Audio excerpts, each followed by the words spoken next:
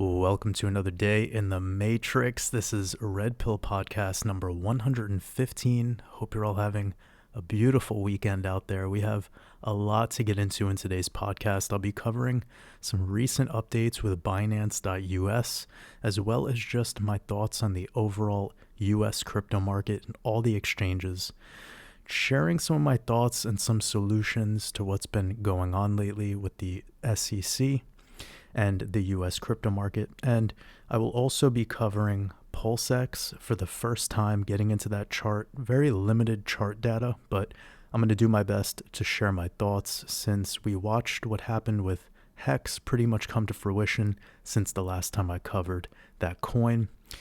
So we have so much to get into today. Without further ado, if you're new here, welcome to the Wolfpack. It's so great to have you here with us. If you haven't gotten access to the Discord server yet, just go ahead and send me a direct message on Patreon with your Discord username and the last four numbers after that Discord username, and I will reply back to you and give you an invite that way. Do not message me on any other platform or email me or comment below. I will only be able to get back to you through a Patreon direct message. Also, doing amazing with the coin voting system on the altcoins every single week. We've been getting more and more dialed in with that process. I actually will be going over a coin that we typically go over, and it'll be one of the last times I cover it for the next couple months just because we talk about it so often. But we're going to be going over Theta token as well as Aave and Phantom, along with HEX and PulseX, and of course the typical Bitcoin, Ethereum, and XRP analysis. I'm going to be giving a little extra time to Ethereum today since we weren't able to touch on it in my last YouTube video. If you haven't watched that YouTube video, please check it out. It is a little bit longer, but it's packed full of gems and also really gets into the words of wisdom regarding the markets and investment thesis and just what needs to be said during these times.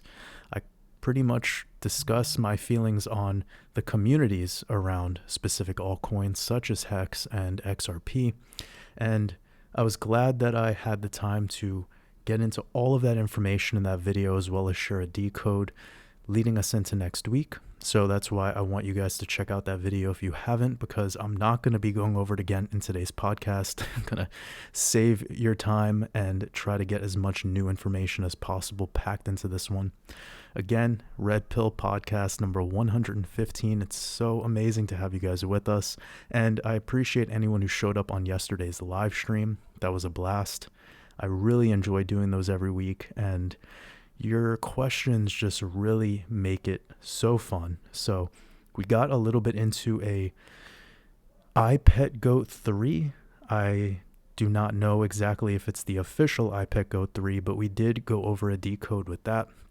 So I think you guys would enjoy the playback on that live stream for the decoders out there in our community, and it definitely was interesting to review that.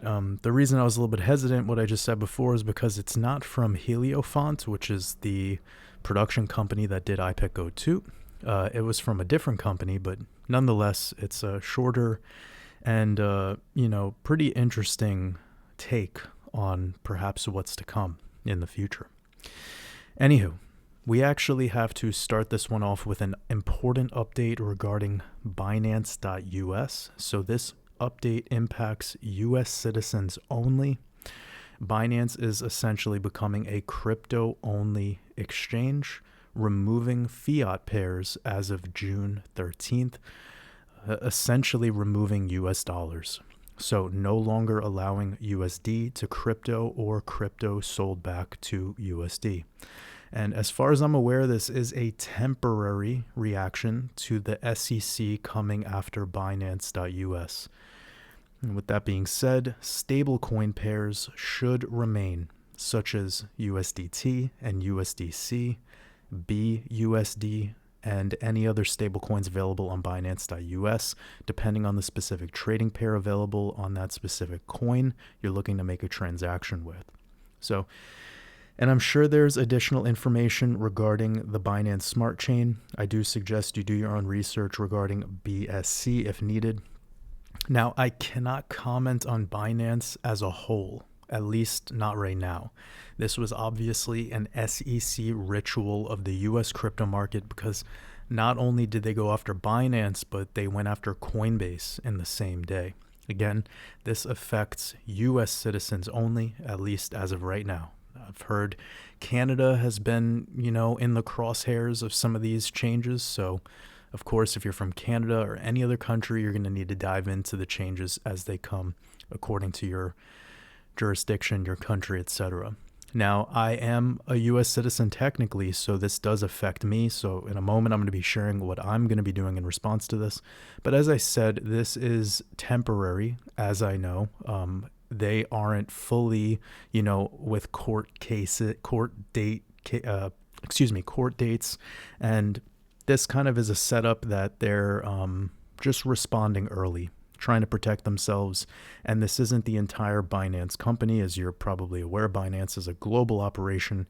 This is just specifically for Binance US. And I know the biggest percentage of my audience is United States citizens. So perhaps that transfers over to you guys over here in the mastermind community. And that's why it's really important that I got this update out before this change. I actually have not gotten this update until this morning. So I'm very busy. I have a lot going on in my life. I usually don't get around to this stuff until I hear about it from other people because, I'm doing my own thing. And I'm not really too savvy with the crypto Twitter and all the other things. I don't really subscribe to any other crypto YouTubers. So a lot of the times when these updates happen, it's coming from you guys. It's coming from people in my own community, private clients I have, etc. And I was just pretty much become aware of this within, pretty much in preparation of this podcast. So a lot to respond to this, but I think this is clearly a ritual. So I can't comment on the entire Binance company. I know a lot of people want to know my thoughts, but it's obvious this is just a direct attack on the US crypto market. So the SEC has been a cancer to this US crypto market since the beginning. And with this recent move they made, it's obvious that they don't care much about the development of this sector, and they're going to do whatever it takes to flex their power here. You're all well aware of their attack on Ripple, as a couple of years ago this happened. This case is still going on. Now, they're directly going after Cardano, Solana, and several others. Algorand, for example. They're obviously doing this at this exact time for a reason. You guys are savvy, And it is part of a bigger theory that I've shared regarding a wipeout of 99% of the altcoin market, specifically noticeably by September or October timeframe of this year. A timeframe that I've been speaking about for about a year now publicly. It's the end of the Jubilee year on Rosh Hashanah, which is September 15th, 16th, and 17th. And then, of course, we have that October solar eclipse. I talked about it with a podcast that I did with Jason Brashears over at HEX. And I also talked about it again in a very important three-way podcast between Logan, Decode Your Reality, as well as HEX and me. So I've been super vocal about this. And this is pretty much the kind of stuff to expect in that time. And they need a reason to wipe this crypto market out. And if the SEC can easily come after these companies and it shows in the price action of these coins, then imagine if other governments in the world start mimicking these actions.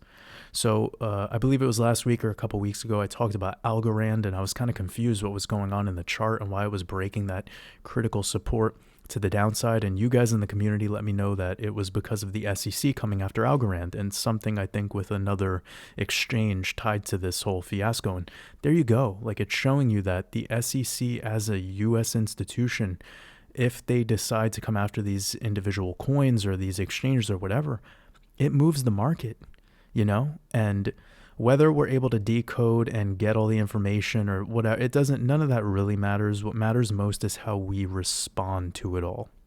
So let me just make a couple statements and then we'll move on. So we knew that there would be some reasons to come along to slowly start draining this altcoin market. Again, this isn't about FUD, and a complete altcoin market wipeout isn't something, it's something that I've been theorizing and warning about for over a year on this channel. So unless you're brand new here, you're probably heard me say this hundreds of times, even on podcasts and interviews on other channels. So what are the solutions, right? I think that's what people want to know. Now, this is specifically for US citizens. And I believe everything I've just said, even though it's been attacking the US market, this is the type of stuff that's going to start showing up in other countries. So don't think that your country that you live in is unscathed from this type of nonsense. I mean, it's pretty much the writing's on the wall, you know? So this is the precursor to what's going to start changing. So I know people want a solution, and for US citizens at this time, Uphold Exchange seems to be, the most simple solution. I use this exchange, so in my opinion, it's a very simple solution for now. And I have a link in the description of this video. If you scroll down a little bit through the description, you'll see where it says where I buy crypto, and you'll see a link to the Uphold Exchange. And this is where I've been purchasing and selling XRP pretty much over the years now, at least for over a year and a half. So it's been my go-to exchange for XRP to fiat transactions, or fiat to XRP to purchase XRP. Uphold has limit orders, it has a mobile app, and a lot of altcoins available. A lot of altcoins with fiat pairs. So specifically good for this situation of not being able to use Binance at this time. Another temporary solution is Crypto.com, which has a mobile app. I also have the info for Crypto.com in the description, and I'll try to remember to put this in the pinned comment as well. So Crypto.com as well as Uphold, those for Americans seems to be the temporary solution. So regarding what I've personally done in response to all of this, I have moved any altcoins I was holding on Binance.us onto other exchanges. And of course, any of my long-term holds are on a hardware wallet.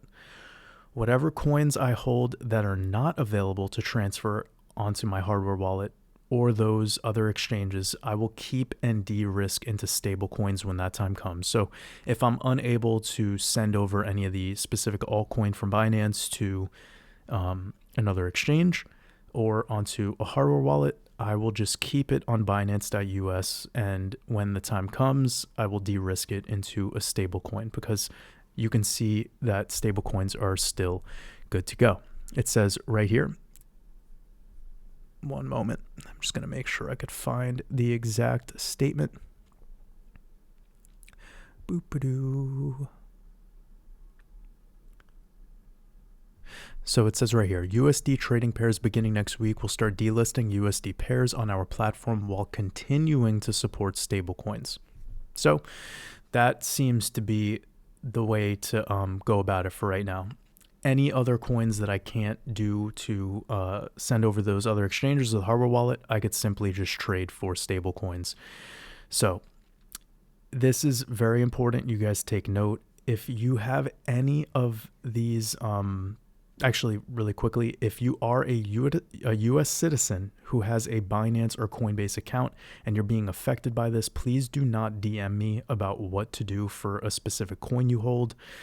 There's tens of thousands of altcoins. There's so many altcoins that this is just not the move. Okay. So please do not DM me about what to do for a specific coin you hold. This would be the perfect opportunity for you to utilize our Discord server and ask that question in the Crypto Help text channel. So in our Discord server, we have a specific text channel called Crypto Help.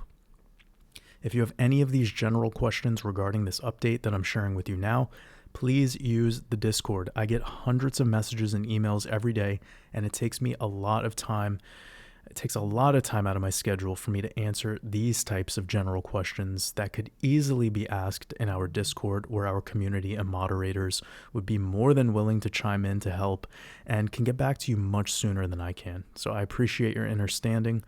And I also believe I covered all the important details in this update today regarding the changes to these exchanges, the timeline, a solution, and what I'm personally doing in response to all of this. So that is as thorough as I could possibly be in advance. I believe I covered all the bases with this update. So moving on, we have the FOMC meeting, the Federal Reserve meeting, coming up on the 13th and 14th, this Tuesday and Wednesday.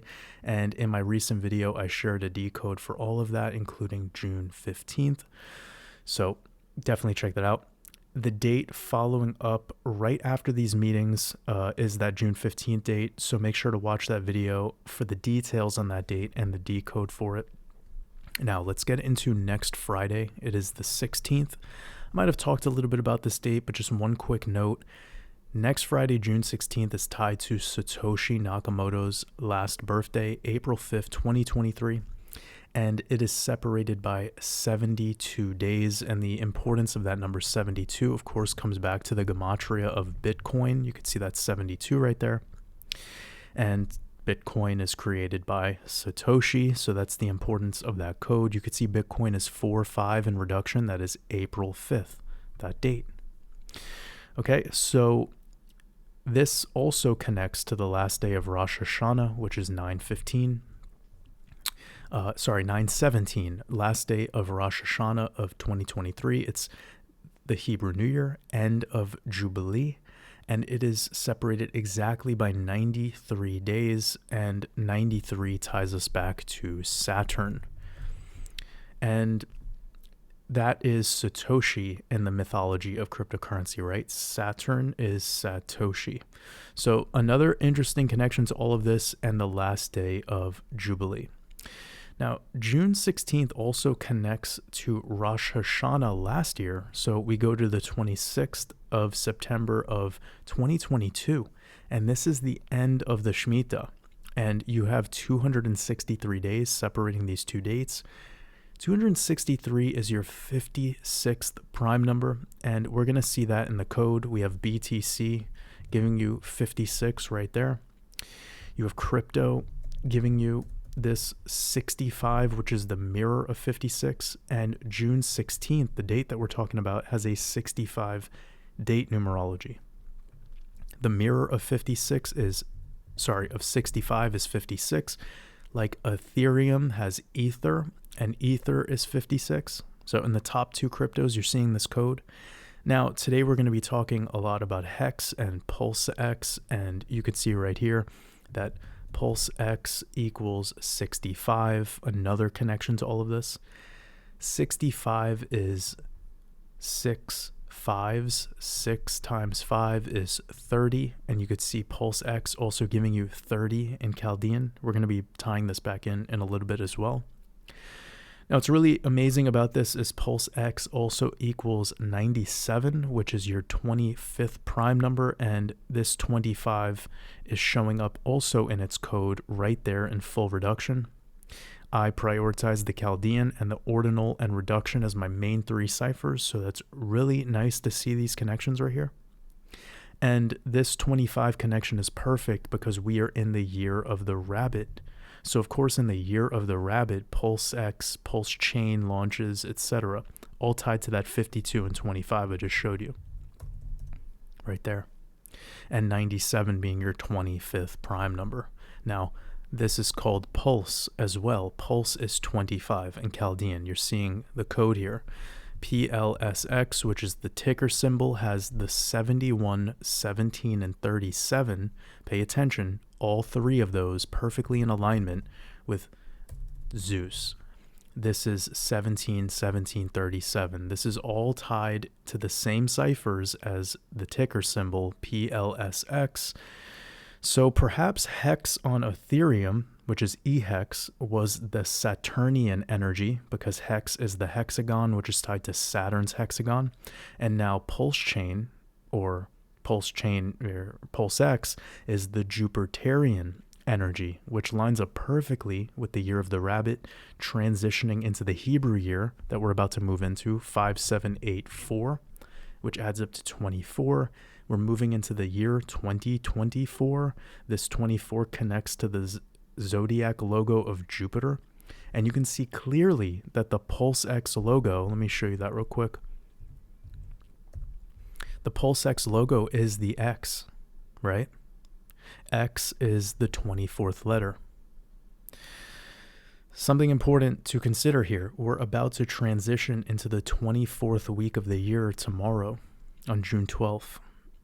So keep this stuff in mind, guys. Also, we have the creator of this all being Richard Hart. And you can see Richard Hart giving you the 113. 113 is your 30th prime number. You can see that right there. And we were just showing you before how PulseX equals 30 in Chaldean. Let's bring this over to the periodic table really quickly. The 30th element in the periodic table is zinc. You can see that right there. And zinc has an atomic mass of 65, just like PulseX equals 65 in that reverse cipher and then what I showed you before. And I'll be getting into the HEX and PulseX charts later in this podcast to do some technical analysis on those projects as well. But just consider this code. It makes total sense to me how this was launched on this exact year of the rabbit. PulseX equals 25, rabbit equals 25 in the same cipher. This being tied back to Zeus. I know that this pulse logo is supposed to be like a pulse, but this is also like a lightning bolt. That lightning bolt is a sign of Jupiter or a sign of Zeus.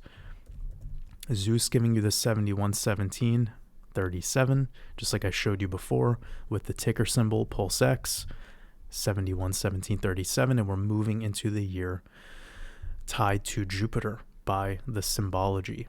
So now that we have that out of the way, it's very important to consider that HEX is going to have a very interesting year in its transition between September of this year through probably April of 2024. And that could mean not the most positive stuff. So I'll be getting into that later today. I know that I shared some downside targets to consider for HEX in my last YouTube video, and I'll be breaking down some more around that and how it could affect Pulse Chain and PulseX. So another thing about this Friday, June 16th, this date lines up, pretty much leads into the weekend of the new moon, which will be on Sunday, June 18th. And typically Bitcoin likes to rise up into that time frame. So it's June 11th. We're about 1 week out from that date. That'll actually be the day of the next Red Pill podcast. So perfectly timed. And we know we have this FOMC meeting this week, and it's to be expected that we have volatility around these dates. So now let's transition into the charts to review what's happening with Bitcoin and the overall crypto market.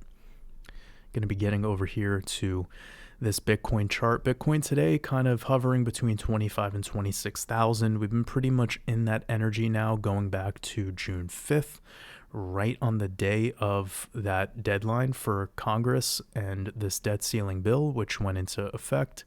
So I told you guys that Monday was going to be epic, and it was very noticeable in the Bitcoin chart. I even told any traders in the community to be, on alert and be more conservative that day. I'm glad that I let you guys know about that on that Sunday before that date actually kicked in, because it's pretty noticeable now how that all went down. We're going to go to the weekly chart, and we're going to scan through everything. So here on this weekly analysis, we can see clearly that we have started to backtest this 200 exponential moving average. Let me turn off the volume. The last time that we tested the 200 exponential moving average was right here off of some rejections into February, which led to a larger correction. And now that we've gotten above it on this week of March 13th, we've gotten, a little bit extended above, but now we have officially backtested it this week. So that's actually a good thing. But what I don't like is the fact that we are trading below the 200 simple moving average. It would be really nice to get back above the 8 simple moving average, but at least getting back above the 200 would show a little more strength. But we know that we're leading into this weekly open for CME, precious metals, as well as the Dow Jones. So we could have some last minute, buyback. We got to just see how that's all going to play out, because it's only a couple hours that is open all together with crypto before the crypto market officially closes off the weekly candle. Let me turn this off right now and look at our EMAs. Okay, so we're getting supported by the 21 EMA on the weekly. That's actually really positive, especially when your EMAs are in a bullish posture.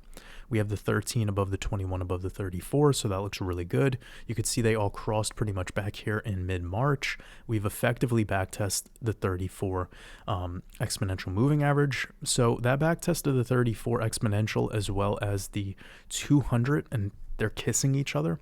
You know, it would make me happier to get back above this 8 simple moving average on the weekly, which sits at about 27,500. That would be a pretty wild buyback to happen in just a couple hours. I don't think that'll happen, but who the hell knows? By Monday, we could easily get back above that. And now I do think we can get into the 3-day, 2-day, and then on the daily, we could talk a little bit about some important trend lines to consider. But let's make it over to the 3-day and see what's up. RSI below 50, pretty much on a continual downtrend along with price. We can see that this 200 simple moving average is continuing to slope to the downside. That's not good, but we have this 55 simple sloping to the upside, pinching together with the 200 simple at the top. This has been squeezing us in, and if you see the last time we tested the 55 simple, it was back on this larger correction into the March 10th ritual of Silicon Valley Bank. Perfect test on the wick. We bounced up and kept it pretty much going above the 200 exponential moving average after that. So it's really good. Is a 55 simple moving average back test in the cards at 25,000? Sure. I've talked about back testing this wick right here and back testing this area of mid-February, and we've pretty much been back testing that for the last 3 weeks. Digging down into that 55 simple moving average on the 3-day is not weird, because you can see we did it before, right before a very bullish bounce. So we dramatically fell into that, whilst now we've been slowly and arduously trading into it, but we are coiling up in all these moving averages on the 3-day. So this makes a lot of sense why we've been, not sliding down too hard on Bitcoin, whilst everything else has really been getting hit. And this is something I warned about I said this so many times. The reason I like to be at least 50 to 60% of my portfolio of Bitcoin, and I'm talking overall, long-term plus short-term. The reason I like to have about half of my portfolio in Bitcoin is because I know how Bitcoin acts during this moment where it starts to steal dominance. It makes a slight move to the downside and it could wash out 10, 15, 20% gains on altcoins easily. So this is not the most fun time to be in a lot of alts, and I've been very vocal as to why I like to build my portfolio accordingly. I've gotten a lot of praise for that sort of stuff, even though it's not the most, bullish ROI gaining type, but how long are we in that really insane ROI bull run energy anyways in the altcoins? It's only a short moment. But majority of the time, the other 3.5 years, having mostly Bitcoin is really the way to go, even when it comes to the automatic rally. And I've talked about that theory many times, with Ethereum gaining as much in the automatic rally of 2019 as Bitcoin. But Bitcoin had less of a correction and it recovered, really nicely onto that automatic rally. Much more conservative play, similar ROI. Why not? And you don't have to think about these 97, 99% washouts like you're getting with a lot of the other altcoins. So I'm not a Bitcoin maxi by any means. I hold a lot of altcoins. I'm very vocal about the altcoins I invest in. But it's been showing me lately that as Bitcoin slowly does this arduous chop to the downside, it's flaying alts and it's noticeable. And now I hope you guys see why I decide to build my portfolio the way that I do. Anyways, getting back to this, our moving averages are all coiling up together. It would be nice if we get bought back above this 26,600 level to be getting into that 8 simple moving average on the 3-day. We're really not looking so great now that we started to close below the 34. I don't like that. I think a 55 simple moving average back test on the 3-day is in the cards if Bitcoin can't get bullish soon. It has to get bullish soon. Okay. And then just to respond to what I just said about getting bullish soon, we're still in an uptrend with higher lows and higher highs. So we're not bearish by any means. We'd only get bearish if we start closing macro candles below 20,000. Until then, we're sitting at 26 right now. Bitcoin hasn't really pulled back that much from its micro high in the cycle. So yeah, Comparatively to all the other altcoins, Bitcoin's doing pretty damn good right now. 2-day, really nothing to say besides getting above that 200 200 exponential, which is at 26,300. So what I really want to see right now is just if Bitcoin could get back above that 27,000, 27,200, 27,300, it could start getting back above these moving averages, keep these moving averages sloped up on the 2-day, 3-day, etc. And then we have this level around 28,100 pretty much, and this wick. So getting a 2-day closure back above the structural high right there would give me a feeling that we're heading into an SOS. So if I was to really stretch these out and turn off these moving averages, I'll let you know what I mean. I believe I talked about it a couple times, but essentially here you have a buying climax, here you have a selling climax, here you have a buying climax, selling climax, automatic rally, spring. And what you'd really want to see is start to recover back above the prior highs after having these lower lows. And then we could potentially have a bull flag in the making. So let me show you what I mean. I'm not calling it a bull flag just yet. We need to have these conditions met, but this is where we're going to get a little bit into the trend lines for now. We have the upside resistance points at this blue trend line, and then we have these downside levels that we've been continuing to trade into. And what I was talking about right there around 28,200, 28,300, we would be breaking above the resistance, the level right around here. Let me just show you with a drawing. So if we were to get back above this level right here, boom, it would start to show me that we're heading into an SOS vibe. And if we remain lower highs below this peak right there, that's not going to be so good. You know, that's where you're going to start to anticipate a deeper correction. And if that 25,000 can't hold at that weekly, let me show you, I think it was the weekly 55 simple. No, 3-day. There it is. So this white moving average that you're seeing right there, that would probably be the next level. And I talked about that before. Oh, it's so weird how TradingView does this when you're trying to delete stuff. It like does it frame by frame. So silly that. Anywho, yep. And this would essentially give me confidence that we're heading into fulfilling this bull flag. So this, you see the 55 simple right there? I'm going to delete the drawings, and this makes it much cleaner for you. This is why I don't even care about patterns too much, because what's more important than the patterns is the way the moving averages are interacting, the way the price is interacting with them, how they're developing structure, trend, as well as the fibs. Those in combination are deadly, especially if you know how to decode. So you can see right here that the last rejection we had was right at this same level of the 55 simple moving average. And getting back above that 55 simple in the daily would be really nice. We have this 200 exponential moving average seeming to be a support.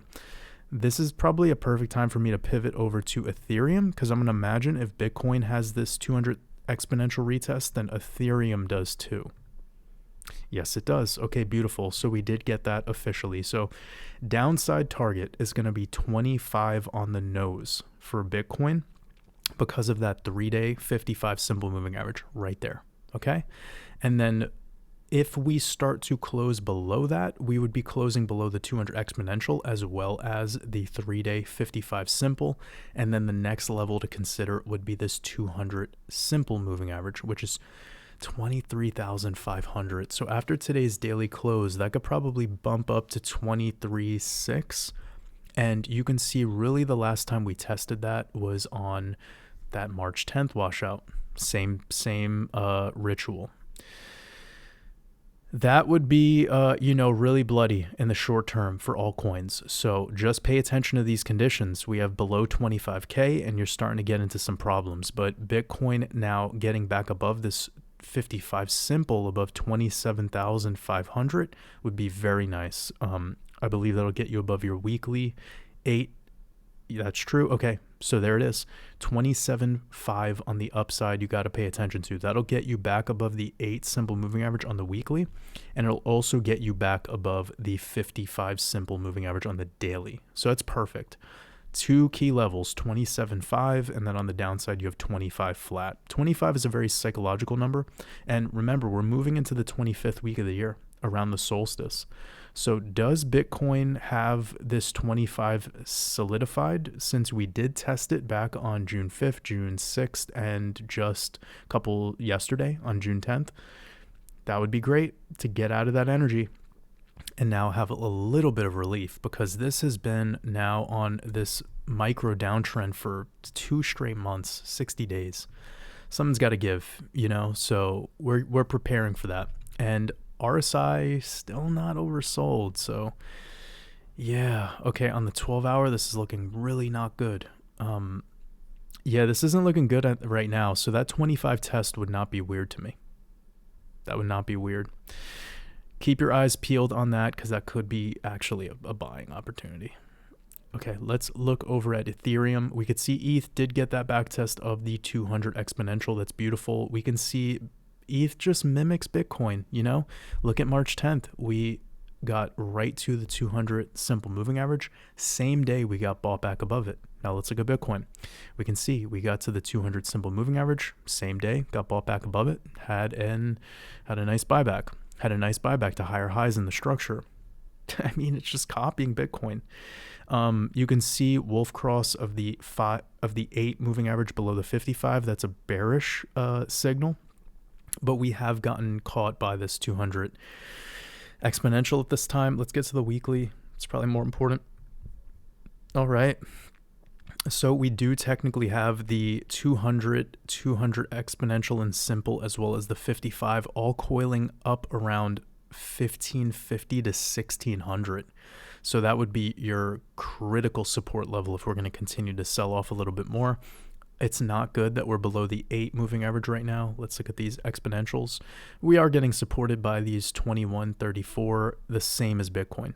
It's the same. I don't even really need to spend too much time when we get into this analysis, because lately, ever since Bitcoin has stalled out and kind of just been chopping between this 26, 28 area, it's been doing the same thing with ETH. ETH's looking fine compared to most altcoins. High, lower, high, lower, high. Sorry. Higher, low. My head is in so many places. So we have higher, low, higher, low, higher, low. And then technically we do have that higher high right there coming in April 10th. So it's looking good, compared to a lot of other altcoins. A lot of other altcoins are breaking past below these lows that were coming in June. And for some altcoins, the lows that were coming in right at the end of the year. So ETH's looking solid, and I talk about this 50% Bitcoin, 25% Ethereum, 15% XRP portfolio. Let me just show you what's up here, and we could show those 3 coins and why this is so sensible that I do this. So we have 50% Bitcoin, 25% ETH, 15%. This is what I normally like to hold, 15% XRP. That's 90% of the portfolio. And you look at the structure of Ethereum from the lows to where we're at now. You look at the structure of Bitcoin from these lows to where we are now. And you look at the structure of XRP from the lows to where we are now. And about 80 to 90% of my portfolio it's okay. It's been average on up. And remember, I got invested in the market before this bull run. So I'm in profit for, a long time. But my bigger point here is even getting back in and holding to where I am, it's not as devastating. When you become overly invested in a lot of these speculative altcoins, yeah, man, it makes times like this pretty rough. So you got to be careful. And this has always been my methodology. Anyone who has done my crypto mastermind course has gone through the initial modules where there's a video called Designer Portfolio. That's pretty much what I teach, and I still stick to that. Nothing has really changed. I like to maintain that sort of portfolio long term, and I'm talking about everything. If there's a short-term portfolio idea, we could get a little bit more speculative with, but it's going to be a much lesser amount of overall fiat risk than comparative to a long-term portfolio. Anyways, let's get back to Ethereum. Ethereum's pretty much the same play. I could see that RSI is dumping a little bit below into the 50 level right now. If we do not get bought back up a little bit above this 13 exponential moving average right there around 1800, yeah, RSI is going to dip below 50. It's not going to look so great. We can clearly see right here this horizontal level coming in at 1000 or 1800. Yeah, it's 1800, and the 13 EMA is at 1,805. It would be really nice to get back above that level, but I don't know if we could pull that off. That'd be a 4%, yeah, like a 3.5% gain. Yeah. Thus far, we've been doing really nice once we started to trade above this blue moving average, the 13 EMA, but now we're starting to close below it potentially tonight. I don't like that. This needs to have a little bit of relief. It's been too perpetual, too trappy, and it feels like it's a fake out, this sort of energy we're getting right now. That's my intuition still. Compared to the way last cycles pulled off, yeah, this is really weird.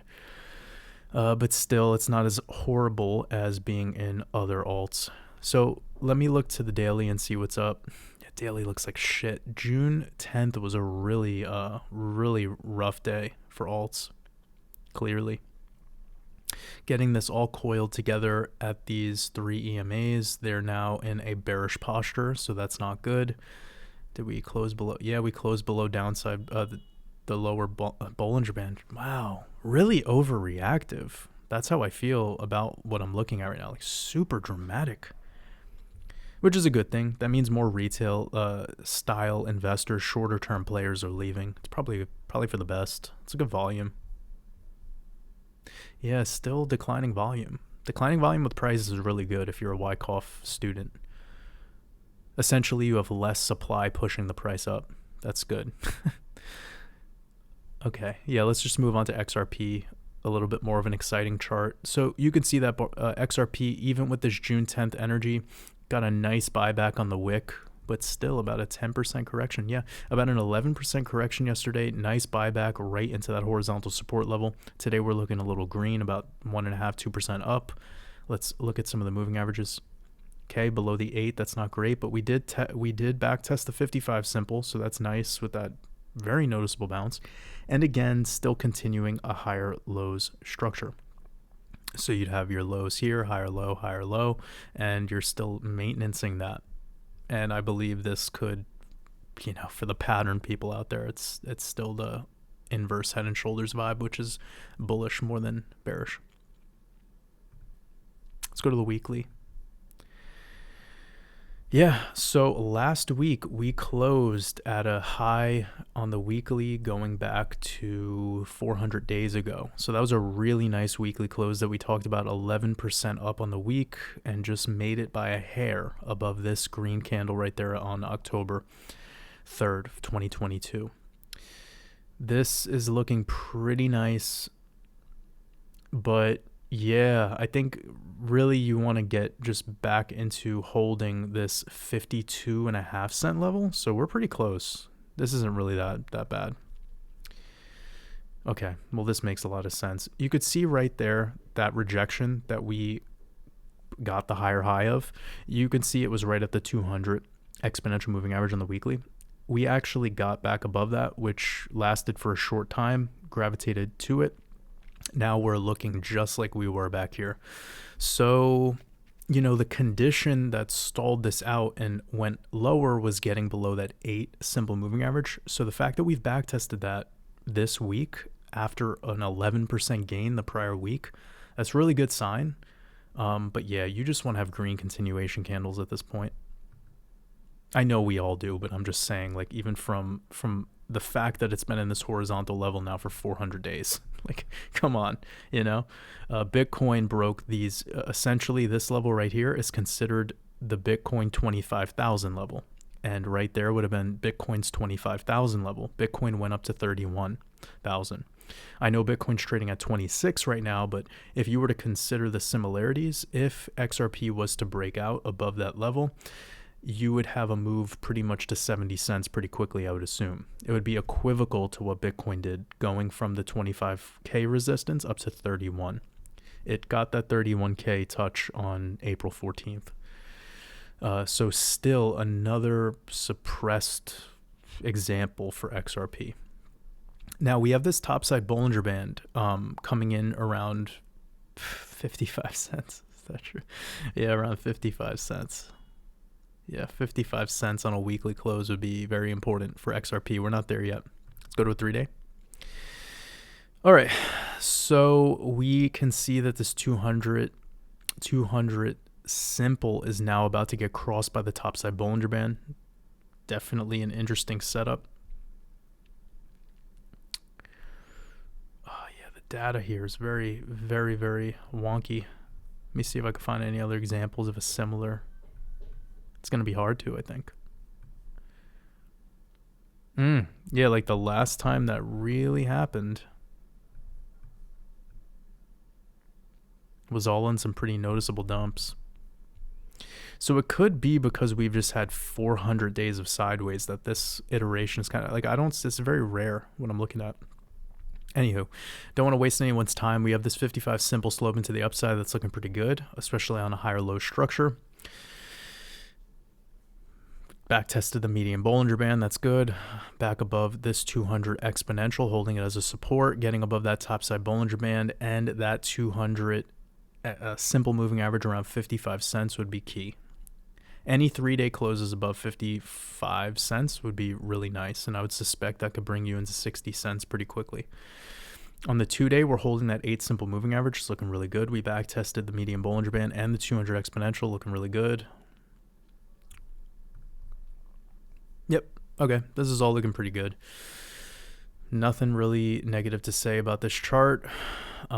We just got to break these. We got to break these resistances. This 54 cent level is really, really rough, clearly, for XRP. And 55 cents on a macro candle closure, something like a 3-day, would be incredible. Let me look at the 5 days and see what's the highest we've gotten thus far. Yeah. Getting a 5-day close, same story. Yeah, it's 55 cents on a 3-day, 5-day weekly close, and then downside conditions are anything between where we're at now and 47 cents. That's a pretty solid range to play around in. And ultimately not bearish until we start closing weeklies below this level right there. Weekly below 42 cents. We're at 52 right now. It's looking fine. Let's get to HEX. All right.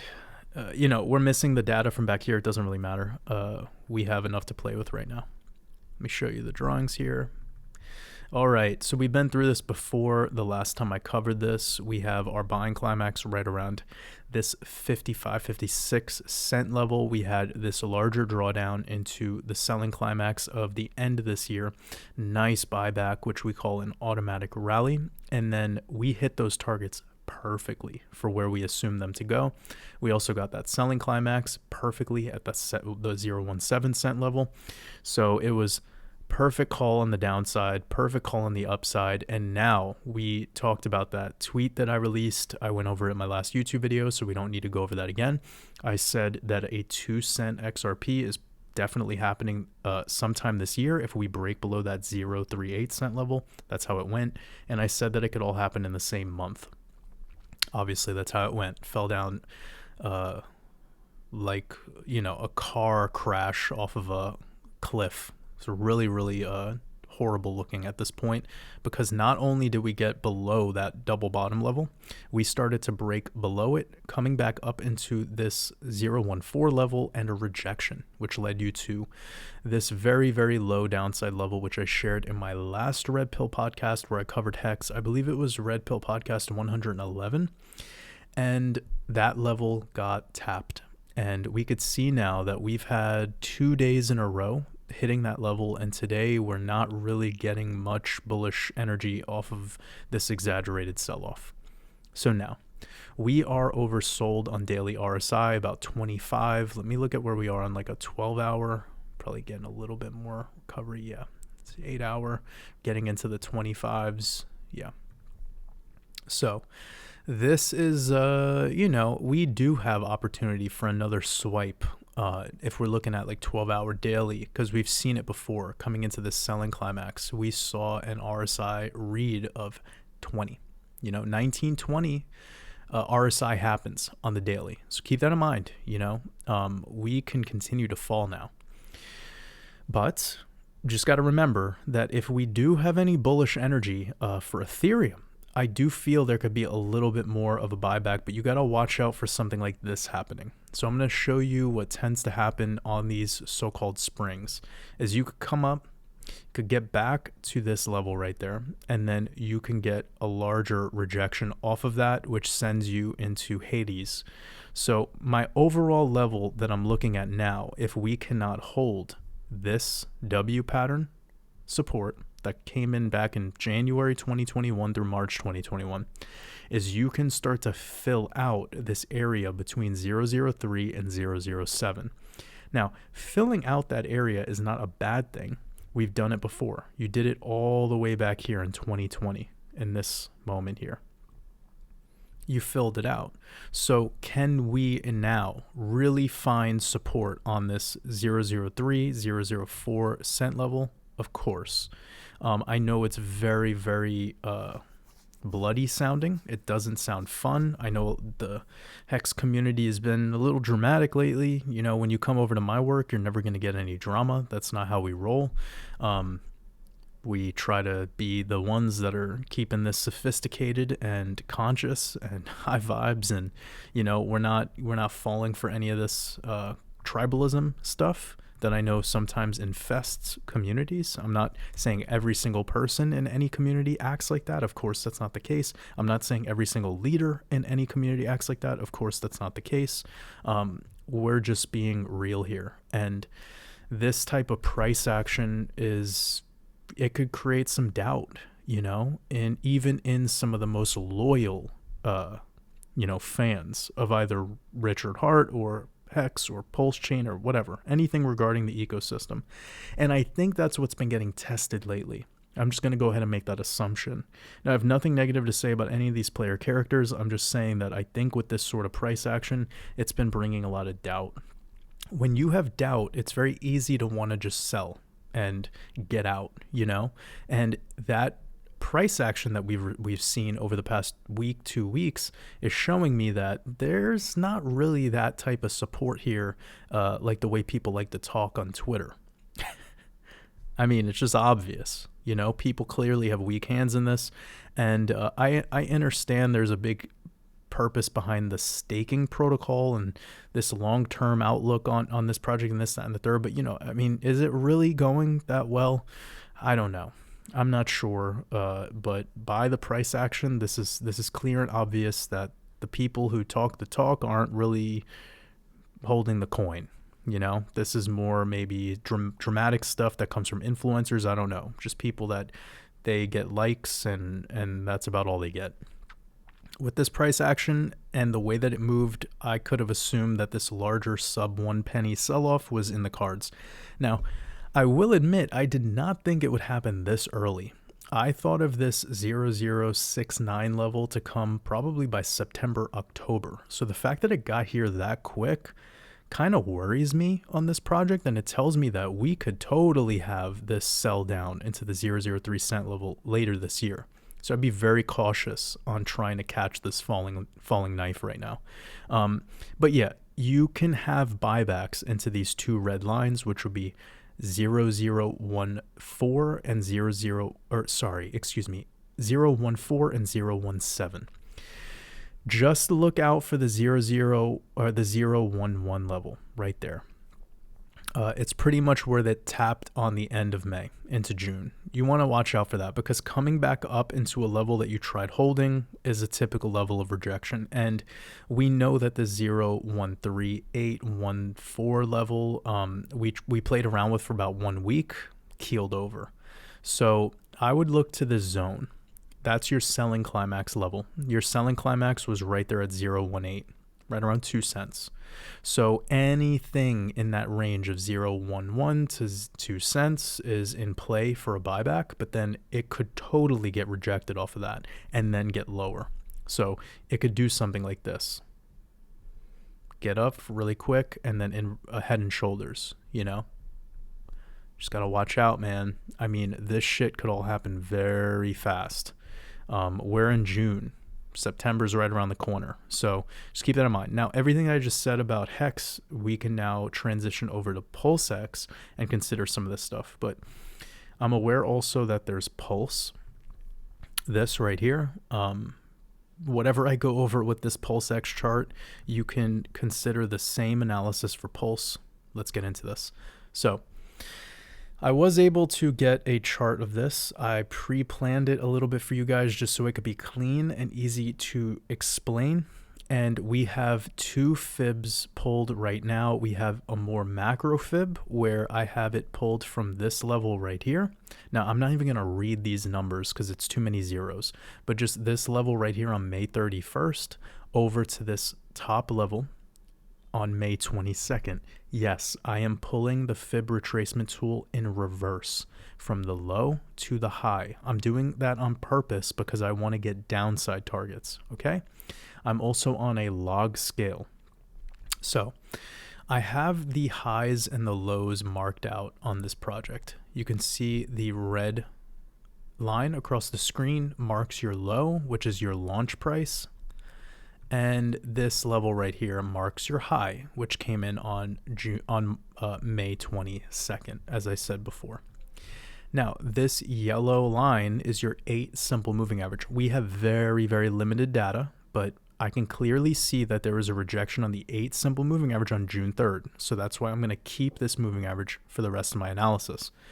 Now, we are floating down into lower lows from this level that I started that pull on. That's another reason why I want to talk about downside targets before I talk about any upside targets. So if I turn off drawings, you're going to see what I mean. This was your low in the structure before having a little bit of a buyback. And then on June 8th, closed the daily lower than that, daily lower, lower, and here we are today. Now, this is moving exactly like HEX, so I don't know which one is pushing which, but it's not like HEX's gains are going over to, or HEX's, sorry, let me be very just slow here and simple. It's not like people are selling their HEX over the past week into this project, because if that was the case, we wouldn't see it continue down with, 9 red candles in a row. And lower lows comparatively back to May 31st, and pretty much trading back into its launch price. I mean, if you do take off the launch to right now, that's about 400% up, so fantastic for anyone who is in at that level. I mean, but it's still such a limited data that I'm doing my best with what I'm working with. Now, I just want to get back to pulling up these fibs, and I want to show you a couple things. So we have this macro fib, which is pulled from this level to this level, and this shows me the 1618 target is coming in right here at this yellow line. Okay, so that's my next level to keep in mind. Now I have a secondary fib pulled from this same level, but up to this high. Okay, and the reason for that is because I want something shorter term. And that shows me this level right here. So between this level of 4022 and 4018, that's pretty much the next level I see for this project. And the problem with this is if we started to close below this 1618 level, we would be closing below these two daily levels. This is price discovery to the downside vibes. So if this was to cross below that 4022 level, or this 1618 pull that I have from this level to this level, the reverse fibs, you're talking about filling out everything from here down to here. Yes, I'll say that again. You're looking at filling out everything between these two dailies, these closure candles, and the rest of this first candle. We've not really played around in that territory since, and that's kind of where it looks like it's headed. So if HEX was to break below that level right here, this at 0069. If we were to start breaking below this, then that's what I would anticipate to see with PulseX. It should naturally gravitate to this level right here and this level. And if it was to close below that, then you're going to start to see some serious issues, because that's what coins like to do. When they haven't spent any time in their initial launch price range, they like to fill it out. So it's going to find its support, but it's not close yet. And with such a limited chart data, that's probably the most I could say at this time. Now, on a buyback, you're going to want to look to this yellow moving average, this 8 symbol moving average on the buyback. If you could start to close dailies above that 8 symbol on the daily chart, then you could absolutely come back up to this level right here. Let me turn this all off so you can see what I mean. You're going to come back up to the structural high, and then you can play around in these two levels right here between these 3 dailies and that structural high. And that would be an automatic rally vibe. That's typically what an automatic rally would look like. At this time, though, it's looking more down than up. What else can I say on this really limited data chart? Yeah, I'm going to leave it at that. I think that's probably the best. Now, let me add one more fib for you to give somewhat of an idea. If we were to go off of that level down to this level, I want to look at where I'm going to go on a linear scale, and I want to see where my 1618 would be.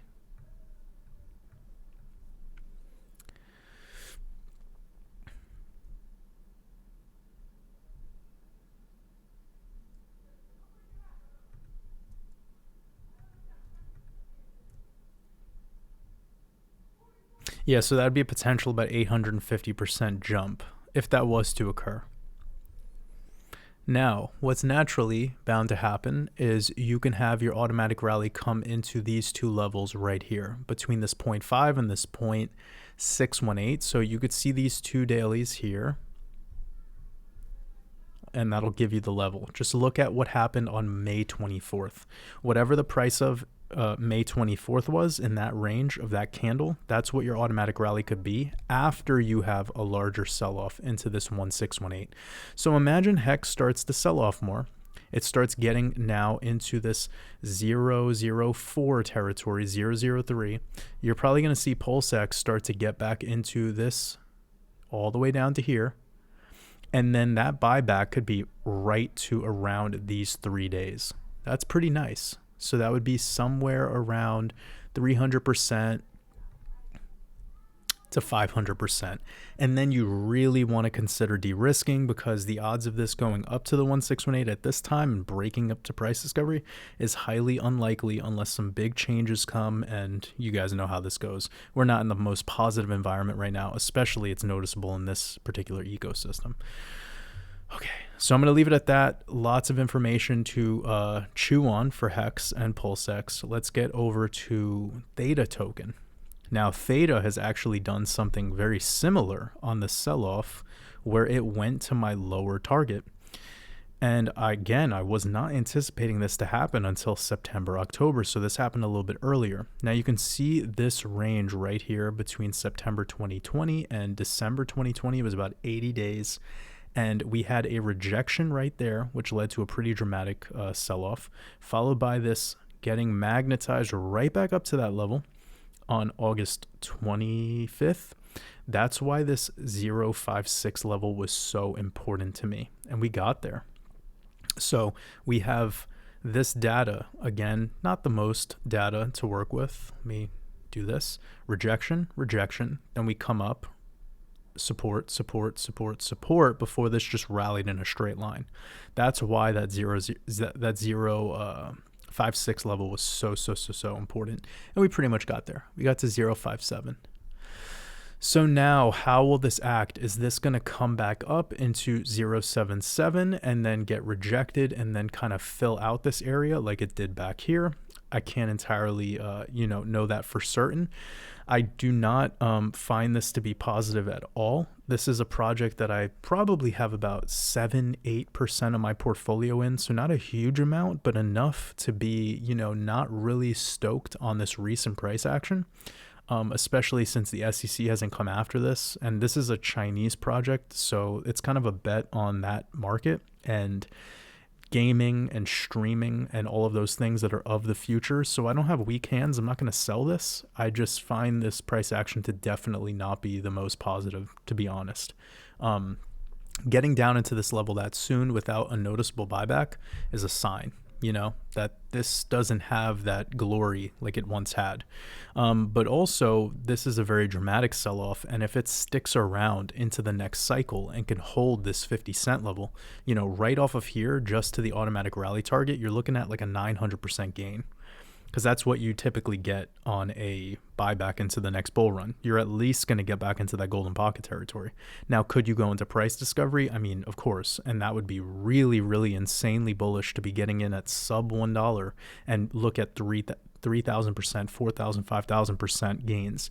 Now, that's not out of the cards for Theta, because if I just took off of this horizontal level right here at 6 cents and brought you to the next cycle top, that was 22,000% gains. So this project can make a 3,000% gain in the next cycle. Another reason to not have weak hands on this one. So I'm holding out. I don't really care what the token does between now and mid 2024, late 2024 anyways. I might even accumulate a little more than this, but I'm going to hold off at the moment because I want to see what's going on between now and September, now in October. In the meantime, if this thing was to miraculously get bought back above the 236, then I would consider de-risking it in the short term, because I do see a bigger correction to come later in the year regardless.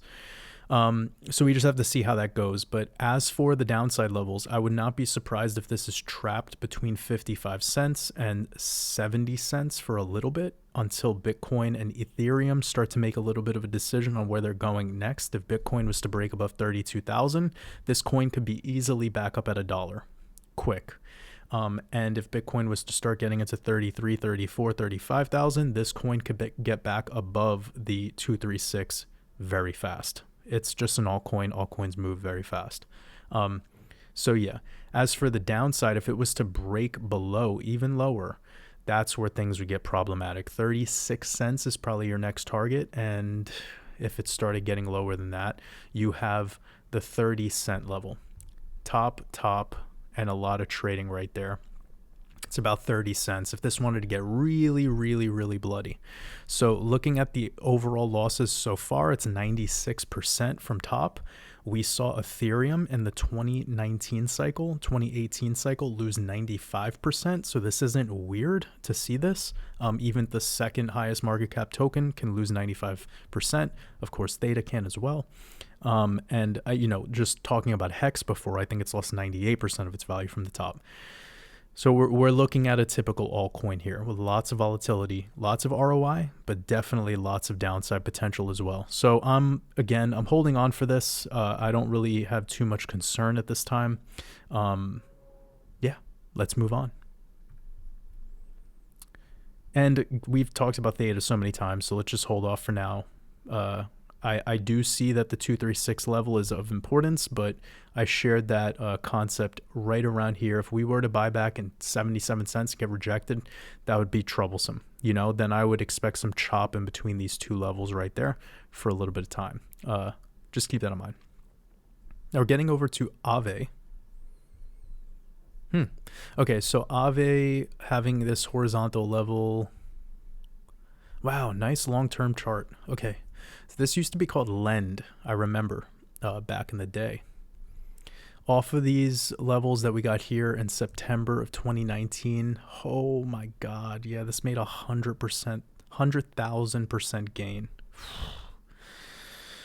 Okay, insane bull run, and only a 92% sell-off? Woof, okay. I mean, I know 92% is a lot, but I would expect at least 98 out of 100,000% gain. Okay, so this is getting problematic though, where it's trading at right now. It's looking really, really rough, because if it breaks down through this level, the next level is right here.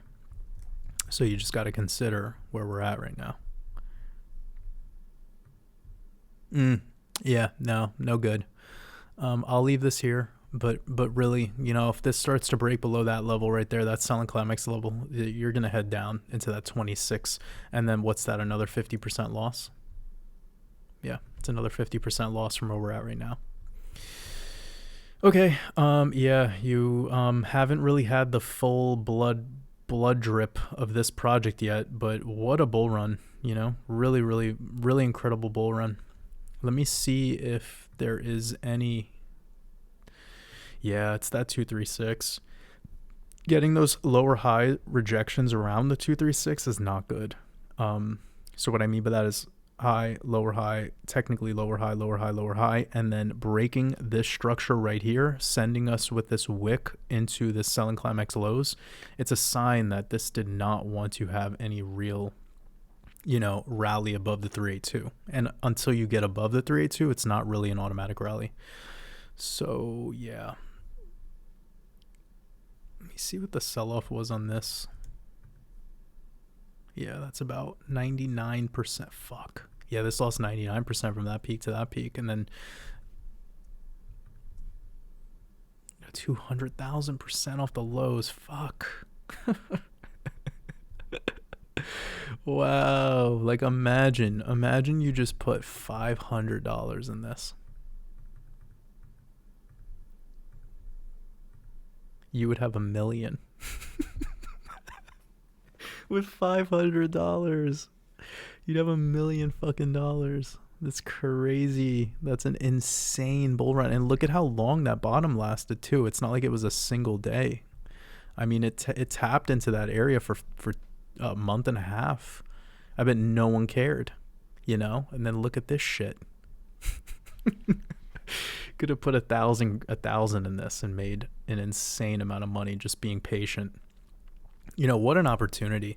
I mean, this is hard to talk on today of like what it's capable of doing in the next bull run because this is very exhausted. You know, that's a really exhausted moonshot. And it went from $600 now down to $50. So, yeah, I mean, I would be looking to the $25 range for later in this year. Had an incredible bull run in the past. No automatic rally. Still has more to go to the downside with an only 92% sell-off. We know 96, 97% is kind of what we're seeing on a lot of altcoins, especially altcoins with such an insane bull run that came before. We know that it's capable of losing 98 to 99% because it did between there and there. Yeah, so just, you know, keep that stuff in mind, guys. Yeah. Okay. I really don't have too much to say on that right now. Until it gets back above the 382, there's no talk of an automatic rally on this. Okay. Now we're going to look at Phantom. Okay. Very weird chart. Guess I've looked at this recently. Okay. I'm just going to leave that fib here. It's a weird fib. Technically it's spot on though. Okay. I haven't done fibs like this in a while because I haven't needed to, but we have our C19 area down here, and we are up 9,000% from that area. So that's very positive, okay? And we have data going back to 2018, okay? So this is a lot of data. I like that. Really good bull run, 100,000%, Jesus. And off of the C19 levels, this chart is up quite a bit. Now, what worries me is if we started to break below 15 cents, you have thin air down to 5 cents. So between where this has topped out and where it went down into the selling climax is 95%, this is totally possible to go down to 5 cents and do a full 98, 99% correction down into 4 cents. So yeah, like this to me looks like the automatic rally. And now that we're trading back below these levels, it looks like it's over. This is an old school fib though. I got to get rid of that. That's how you would do it when you're in a bull run. Yeah. Okay. So you see what's going on here. We have this all-time high to swing low. Let me just make sure we're in log scale. Let me make sure that our fib is in log. Sure is. We have swing high to swing low, buying climax to selling climax. This is technically an automatic rally because we got above the 382. And when we sucked down to the 236 and they got rejected on the 382 and then started closing below the 236 with these lower lows, that's a sign that it's over. So this was your completion of an automatic rally. It came in at a weird time in February. If it was to have gone any higher than that, that would have been a more expected But yeah, with these types of charts, 100,000% gains. Yeah, I think the 382 has been my main marker for how I analyze automatic rallies now on crypto, because not all of them have that insane buy up into the 702 fib. I think it's been more noticeable in the stock market because it's less volatile. But when you're talking about tens of thousands of percents with these crypto charts, your ARs are not as dramatic sometimes. So yeah, with this rolling over now into these levels, it's showing weakness. The next level is pretty much 19 cents, and I think 4 cents is possible by the end of this year on this project. Could be an amazing buying opportunity, by the way, just because of how it performed back in this prior cycle. Really harsh on the C19 sell-off, though. It actually made lower lows, price discovery to the downside before popping up, and then yeah, this is a really good looking, because it AR'd when everything else AR'd. We had a spring when everything else had a spring. We had an SOS, perfect backup phase, and then just, SOS's, LPS's over and over again until it reached this top. So it's really good. Crazy bull run.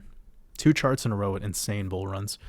But now it's time to give back. So yeah, Bitcoin getting back above 31,000 into 32,000. This might make it back into 54 cents. So just keep that in mind if somebody is holding this. And is a 70 cent more a phantom out of the cards? Absolutely not. If Bitcoin and Ethereum can go one leg up, this coin can definitely move. So this to me just looks like it AR'd at that time, and it's showing a lot of weakness trading below the 236. That's just technicals. But we're in a very, very, like a wild west market. So buyback into one more push up. I'm not trying to be optimistic here, but it's definitely very possible. Just look at how choppy this price action is. It's not like it's moving in a sophisticated way. Did really well, but it's still very retail chop vibes. Okay, I'm going to wrap this one up here. I gave you guys all the updates on this Binance US fiasco. I told you exactly what I'm doing. Filled you in on all the information regarding what I see to come with HEX and PulseX. And hope you guys enjoyed this podcast. And I'll be looking forward to next week. I'll share any updates with you guys as needed. But remember, we have that FOMC meeting. It's going to be very, very volatile. Probably best to just, stay away from the computers if you you get a little bit reactionary to this sort of, energy in the markets. We're pretty much in fear territory right now, especially in the U.S. market with all these changes that have happened. So let's just let it play out. Chill, relax. It's all good. Appreciate every single one of you. Hope you all have a beautiful rest of your weekend in the Matrix, and I'm looking forward to the next Red Pill podcast. Much love.